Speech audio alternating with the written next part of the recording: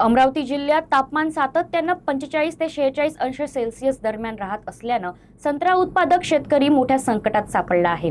तीव्र उष्णतेमुळे आंबिया बहार धोक्यात आला असून मोठ्या प्रमाणात फळगळ सुरू झाली आहे।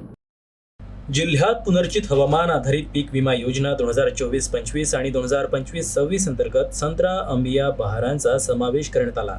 या योजनेनुसार 1 एप्रिल ते 31 मे दरम्यान सलग 3 दिवस तापमानात 45 अंश सेल्सिअस किंवा त्यापेक्षा अधिक राहिल्यास शेतकऱ्यांना नुकसान भरपाई देण्याची तरतूद आहे। सध्या जिल्ह्यात सलग आठवडाभर तापमान 45 अंशाच्या पुढे असल्यानं विमा दाव्याचा निकष पूर्ण झाल्याचं शेतकऱ्यांचं म्हणणं आहे। विशेषतः अचलपूर तालुक्यातील परिस्थिती गंभीर बनली आहे। तालुक्यातील सुमारे 17,427 शेतकरी 14,878 हेक्टर क्षेत्रावर संत्रा लागवड करतात। वाढत्या तापमानामुळे झाडांवर तीव्र ताण निर्माण झाला असून फळांचं नुकसान वाढत आहे। यामुळे आगामी काळातील उत्पादनात मोठी घट होण्याची भीती व्यक्त केली आहे।